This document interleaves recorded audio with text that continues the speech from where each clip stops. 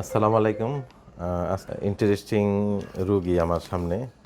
আমার এই রুগীর বাড়ি হচ্ছে নরসিংদী। তো ওনার একটু বিশেষ সমস্যা নিয়ে উনি আমার কাছে আজকে উপস্থিত হয়েছেন। আপনি আপনার নাম বলতে পারেন? এটা মাছটা খুলে ফেলেন। উনি আমার সব কথাই শুনতে পাচ্ছেন। তা উনি এরকম একটা চিঠি লিখে নিয়ে এসেছেন আমার কাছে যে ওনার কি সমস্যা, এই সমস্যাগুলো দিয়ে উনি একটা কাগজ লিখে নিয়ে আসছেন যে ওনার আসলে কি অসুবিধা।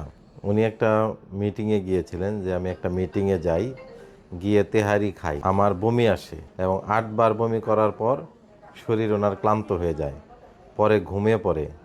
ঘুম থেকে হঠাৎ ডাক দেয় এবং সে ঘুম থেকে জেগে ওঠে।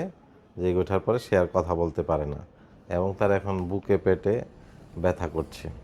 তো এই চিঠিটা সে লিখে নিয়ে আসছে, যেহেতু সে কথা বলতে পারতেছে না।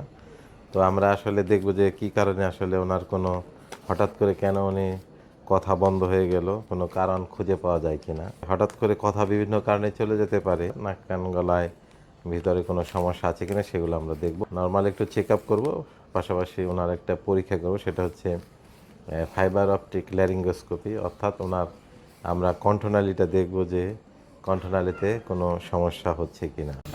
এই বলেন এ এ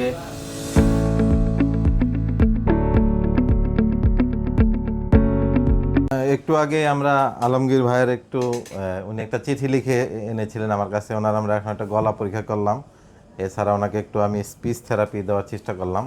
দেখলাম যে ওনার গলায় কণ্ঠনালীতে একটু সমস্যা আছে, সেটা হচ্ছে একটা কণ্ঠনালী মোটা, একটা কণ্ঠনালী চিকন। আপনার নাম বলেন? আলমগীর। যে উনি একটু আগে কিন্তু কথা বলতে পারতেছেন না, কোনো কথাই বলতে পারছেন না। মাশাআল্লাহ, আলহামদুলিল্লাহ বলেন। আলহামদুলিল্লাহ, সুবহান আল্লাহ, সুবহান আল্লাহ, আলহামদুলিল্লাহ, আল্লাহু আকবার। তাহলে হচ্ছে আমাদের আলমগীর ভাই কিন্তু একটু আগে একদমই কথা বলতে, 3 দিন যাবত সে কোনো কথা বলে নাই, তাই না? এই যে ওনার পরিবারের লোকজন আছে, এই যে ওনার মেয়ে এবং ওয়াইফ, ওনারাও আছে, আমার কাছে এসছেন। ওনার শুধু নরসিংদী থেকে গাজীপুরে এসছেন। উনি আমাকেই দেখাবেন, আমি বলেছিলাম যে নরসিংদীতে ভালো ডাক্তার আছে, একটু ওখানে দেখান। কিন্তু আসলে এক একজনের প্রতি বিশ্বাস থাকে, আস্থা থাকে। সেই সেই আস্থার কারণে উনি আমার কাছে এসেছেন। উনি 2 দিন অপেক্ষা করছে আমার জন্য। এখন আপনার কেমন লাগতেছে? ভালো লাগতেছে না একটু?